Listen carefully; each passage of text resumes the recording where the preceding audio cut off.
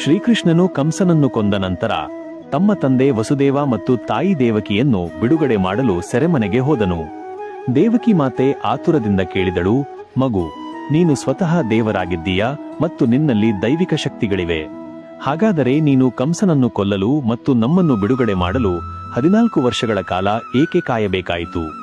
ಶ್ರೀಕೃಷ್ಣನು ಉತ್ತರಿಸಿದನು, ಪೂಜ್ಯ ತಾಯಿಯೇ, ನನ್ನನ್ನು ಕ್ಷಮಿಸು. ಆದರೆ ಹಿಂದಿನ ಜನ್ಮದಲ್ಲಿ ನೀನು ನನ್ನನ್ನು 14 ವರ್ಷಗಳ ಕಾಲ ಕಾಡಿಗೆ ಏಕೆ ಕಳುಹಿಸಿದ್ದೆ? ದೇವಕಿಗೆ ಬಹಳ ಆಶ್ಚರ್ಯವಾಯಿತು ಮತ್ತು ಕೃಷ್ಣ, ಇದು ಹೇಗೆ ಸಾಧ್ಯ? ನೀನು ಏಕೆ ಹೀಗೆ ಹೇಳುತ್ತಿದ್ದೀಯಾ ಎಂದಳು. ಶ್ರೀಕೃಷ್ಣನು ಉತ್ತರಿಸಿದನು, ತಾಯಿಯೇ, ನಿಮ್ಮ ಹಿಂದಿನ ಜನ್ಮದ ಬಗ್ಗೆ ನಿಮಗೆ ಏನೂ ನೆನಪಿಲ್ಲ. ಆದರೆ ನೀವು ನಿಮ್ಮ ಹಿಂದಿನ ಜನ್ಮದಲ್ಲಿ ಕೈಕೇಯಿಯಾಗಿದ್ದಿರಿ ಮತ್ತು ನಿಮ್ಮ ಪತಿಯೇ ದಶರಥ. ದೇವಕಿಗೆ ತುಂಬಾ ಅಚ್ಚರಿಯಾಯಿತು ಮತ್ತು ಕುತೂಹಲದಿಂದ ಕೇಳಿದಳು, ಹಾಗಾದರೆ ಈಗ ಕೌಸಲ್ಯೆ ಯಾರು? ಶ್ರೀಕೃಷ್ಣನು ಉತ್ತರಿಸಿದನು, ತಾಯಿ ಯಶೋದೆ. ಆಕೆಗೆ ಹಿಂದಿನ ಜನ್ಮದಲ್ಲಿ ತಾಯಿಯ ಪ್ರೀತಿ 14 ವರ್ಷಗಳ ಕಾಲ ಸಿಕ್ಕಿರಲಿಲ್ಲ. ಅದನ್ನು ಈ ಜನ್ಮದಲ್ಲಿ ಪಡೆದಿದ್ದಾಳೆ.